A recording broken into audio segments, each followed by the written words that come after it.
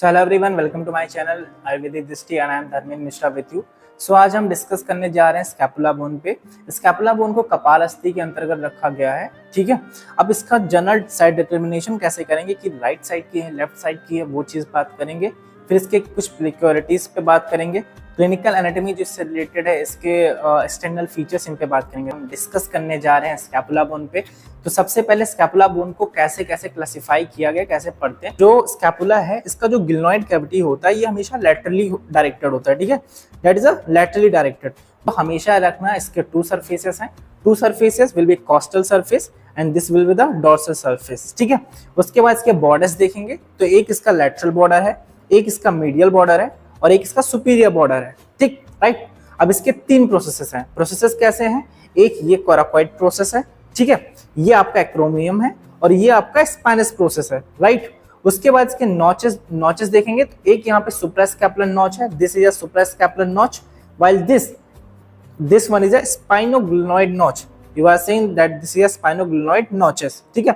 Now we are going to see the cavity that this glenoid cavity will articulate with the head of a humerus to form a ball and socket joint and that is a shoulder joint, ठीक है।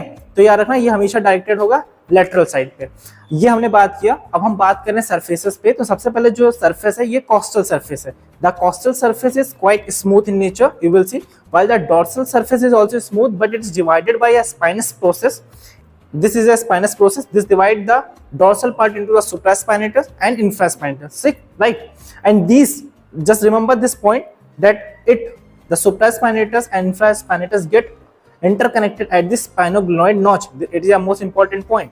We are going to talk, अब हम बात करें medial border. अब medial border देखेंगे तो आप सुपीरियर, यहाँ से सुपीरियर बॉर्डर से एक्सटेंड हुए कंप्लीटली यहाँ पे इंफीरियर तक की आता है। उसके बाद आप लेटरल हमने बात करी लिए, जो ग्लिनॉइड कैविटी से लेकर इंफीरियर तक आएगा। उसके बाद आप बात करेंगे superior, that is a superior border that is just adjacent to coracoid process. अब हम बात करें, इसके तीन एंगल हैं। तीन एंगल कैसे हो गए? एक इसका सुपीरियर एंगल है, this is a superior angle, this is a inferior angle, this is a lateral angle, ठीक है। Just remember this point, lateral angle.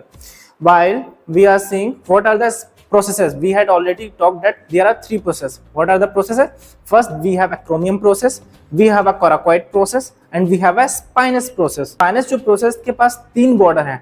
Remember, this is a posterior border. It is also called as a crest of spine. Most important point. And the anterior border is, ये जो anterior border होगा, ये infraspinatus में क्या होगा, submerge होता है spinous process का। And the lateral border we have already talked, it is just near to the glenoid cavity, right. उसके बाद हम ये एक्रोमियम प्रोसेस की बात करेंगे। तो एक्रोमियम प्रोसेस के पास दो बॉर्डर होते हैं, एक लैटरल बॉर्डर हो गया, this is a lateral border and this inside that is a medial border and the surfaces are two, that is a superior surface and this is a inferior surface. Now we are going to talk about the muscle attachments of scapula. तो सबसे पहले costal surface से आपको subscapularis muscle का attachment है, that is the origin point. Just remember, from the dorsal surface we have supraspinatus muscle की origin है, lower से इंफ्रास्पाइनेटस मसल की ओरिजिन है। रिमेंबर, वी हैव, अगर कि कॉस्टल सरफेस के लिखते कैसे हैं, कॉस्टल सरफेस के अगर कि हम मीडियल बॉर्डर की बात करें तो कंप्लीट यहाँ से आपकी आ जाएगी सेरेटस इंटीरियर, ठीक है। Remember, serratus interior, this is the only muscle that is responsible for overhead abduction. मतलब कहने का है कि अगर ये आप अपना हाथ ऊपर उठाते हैं तो ये सेरेटस इंटीरियर ही रिस्पॉन्सिबल होता है।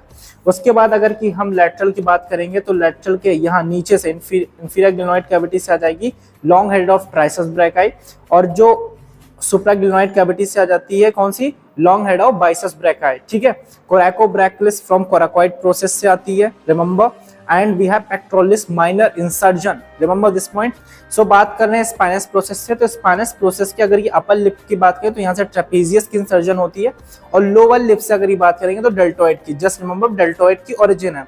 वहीं अगर ये इसको आगे देखेंगे तो एक्रोमियम के लैटरल से डेल्टोइड मसल की ओरिजिन है, और मीडियल बॉर्डर से आपको ट्रेपेजियस का इंसर्जन मिल जाएगा, ठीक है। उसके बाद यहाँ पे देखेंगे सुप्रास्कैपुलर नॉच के जस्ट यहाँ सामने से आपको मिल जाएगा इंफीरियर वैली ऑफ ओमोहेड, ठीक है। नाउ हम बात कर रहे हैं डॉर्सल सरफेस पे। तो सबसे पहले अगर ये देखेंगे from the superior angle to the crest of a spine we have levator scapula insertion. Now from just opposite to the crest of a spine we have rhomboid minor, then in a downward that is 2/3 portion we have rhomboid major। याद रखना कि जो major वाला part है वो नीचे होगा, minor वाला ऊपर होगा। From the inferior angle we have the origin of latissimus dorsi muscle and from this complete lateral, on the dorsal surface lateral, we have first that is teres major, then we have teres minor. Remember one thing, that the teres major has just 1/3 part, while the teres major has 1/3 part and the teres minor has 2/3 part. So it is a complete scapular description that you have to write in our examinations, or you must know. हम clinical features of scapula बात करेंगे. हमने सबसे important आपसे बताया था muscle serratus anterior, जो कि रिस्पॉन्सिबल होता है ओवरहेड abduction, मतलब हाथ को ऊपर उठाने में मोर देन 180 डिग्री और 90 रोटेशन मूवमेंट के लिए रिस्पॉन्सिबल होता है. तो यहाँ पे हम बात करें, अगर उसकी इंजरी हो गई serratus anterior की, तो winging of scapula is also cause. ठीक है, winging of scapula is a most cause. serratus anterior is also supplied by long thoracic nerve. Now the in a congenital any disorders when the scapula do not get developed properly, अगर कोई disease है तो इसमें क्या होता है कि जो मीडियल स्कैफॉइड स्कैपुला होने के बहुत ज्यादा चांसेस होते हैं, क्योंकि मीडियल बॉर्डर क्या होता है, मोस्ट प्रोमिनेंट हो जाता है. ठीक है.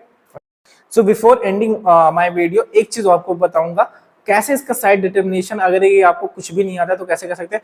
Just put your finger on your this spinous process and this thumb on the medial side. If it is completely covered, then it is a that side bone. It is a most important point that you can apply during the time of identification of a bone or with the side determination. So thank you for watching my video and stay tuned with me. Thank you.